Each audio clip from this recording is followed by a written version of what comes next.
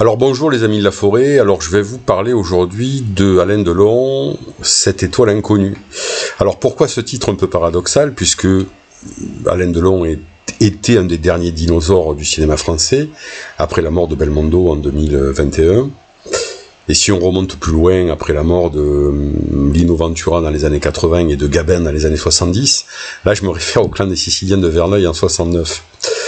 Alors pourquoi ce titre un peu paradoxal? Tout simplement parce que je m'étais rendu compte en 2021, lorsque Belmondo était mort, il y a à peu près 3 ans, puisqu'il est décédé en septembre 2021, j'avais été surpris parce que mes élèves de première bac pro ne connaissaient pas Belmondo. Ça m'avait un peu étonné. Alors après, je leur fais parler de Delon, parce que pour moi, les deux hommes étaient un peu associés, quoi. C'était les grandes stars des années 60, 70, 80. Ils connaissaient pas Delon non plus. Alors, bon, moi qui suis des années 60, évidemment j'étais un peu surpris parce que Belmondo, Delon ont bercé quelque part toute ma jeunesse. Mais en fait, quand on y réfléchit, c'est pas si étonnant que ça. Alors pourquoi ? Parce que Delon a connu sa décennie fantastique dans les années 60. Il faut savoir que c'est rare qu'un acteur aussi jeune ait tourné autant de chefs-d'œuvre en si peu de temps.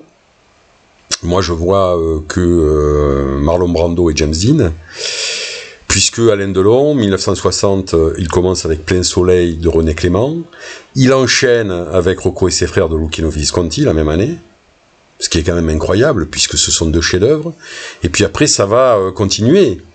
L'Éclipse de Michelangelo Antonioni, Mélodie en sous-sol de Verneuil, un cinéaste très sous-coté Verneuil, c'est celui qui réalisera Le clan des Siciliens en 1969, avec Delon, Ventura, Gabin, sous la musique fantastique d'Ennio Morricone.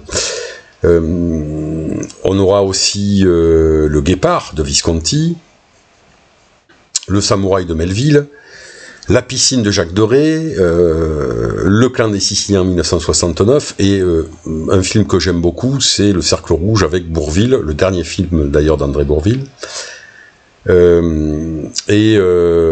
Yves Montand, Gianmaria Volonté, qui date de 1970.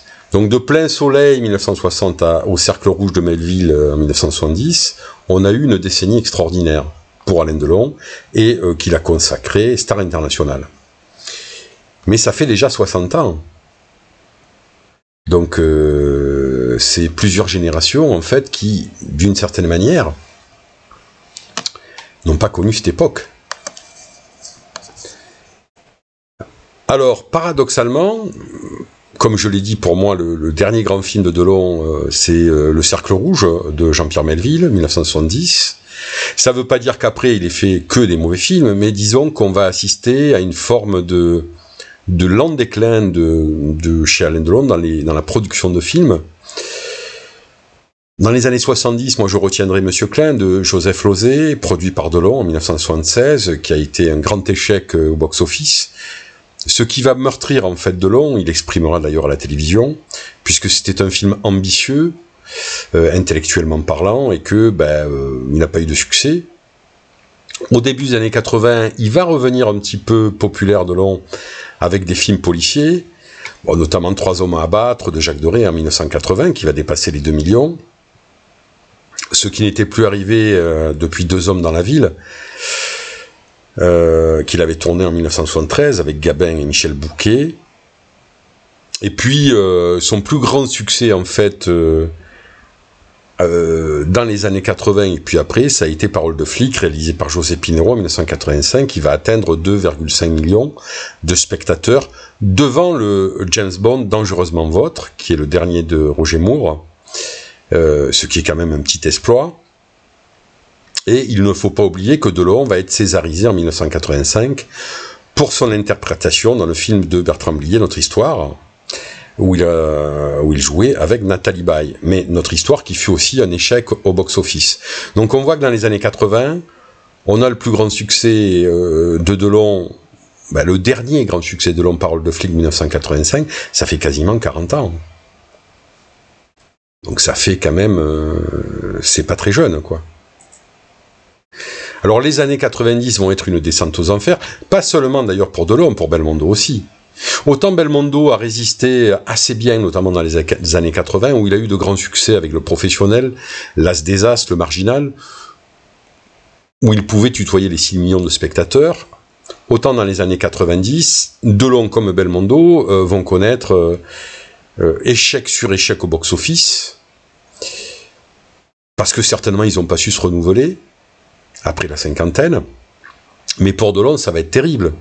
Alors on a Dancing Machine en 1990 avec 580 000 spectateurs, ce qui est honorable, enfin ce qui pour une star comme Delon est un échec, mais en fait tous les films qu'il va faire par la suite vont être un petit peu des désastres box-office. Le Retour de Casanova en 1992, 356 000. Alors les deux catastrophes industrielles, ça va être Un crime de Jacques Deray. Vous vous rappelez celui qu'il avait dirigé dans la piscine avec Robin Steiner dans les années 60. Un crime de Deray en 93, 66 000 spectateurs. Mais surtout L'Ours en peluche, 1994, 10 000 spectateurs. Toujours du même Deray, hein. Un véritable désastre, un naufrage. Pire que le Titanic pour Delon.